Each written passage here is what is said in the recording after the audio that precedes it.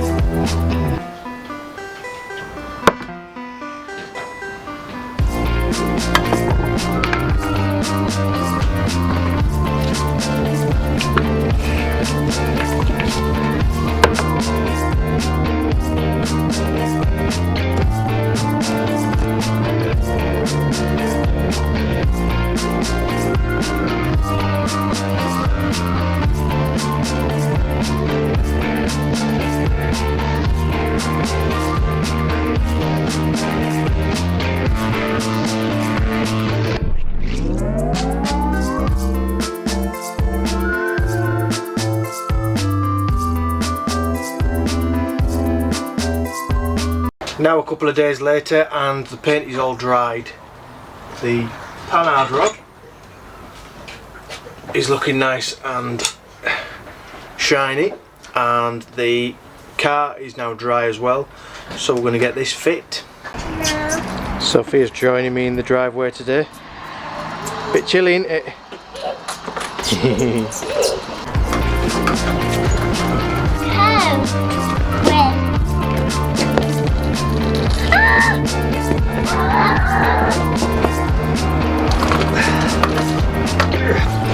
Try and move it down with the screwdriver.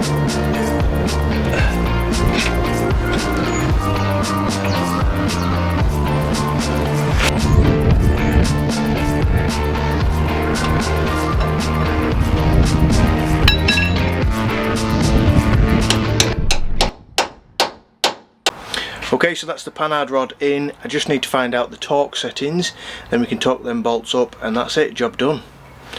I think it's gone quite smoothly. It can be a bit fiddly to try and get the holes to line up from the Panhard rod and the axle and the steering bracket, but just a little bit of shuffling around and maybe the use of the jack, maybe some ratchet straps to pull the axle over a little bit if you need to. That's how you do it. But it was quite easy this time. I'm going to get my Haynes manual out now and just find out the torque settings.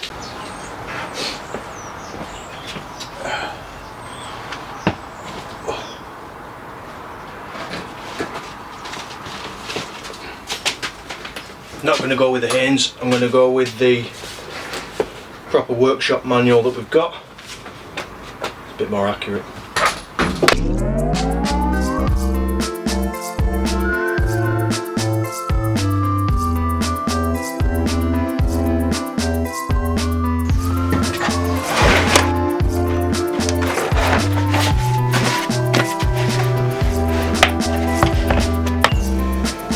To 88.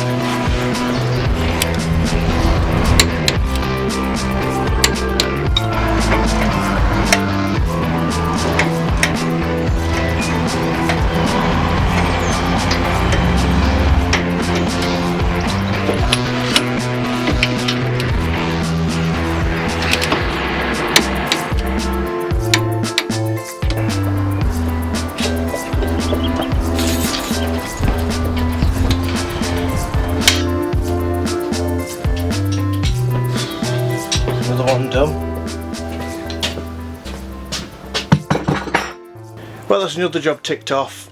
The Panhard rod is back to normal. Hopefully that should stop that knocking noise. I have got some more upgrades on the steering system. I will reveal all in the next video. And I've got an update on the transfer box rattle noise thing that we've got going on.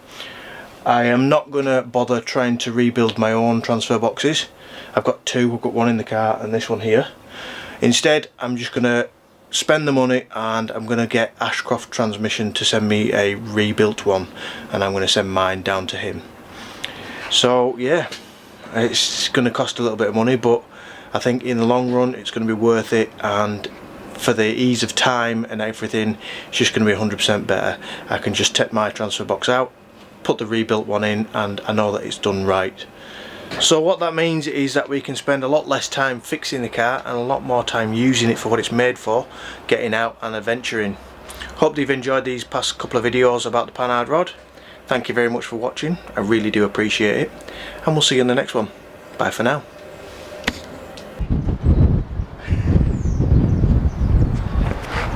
No wonder it won't go in, I've put it the wrong way around. What a berk!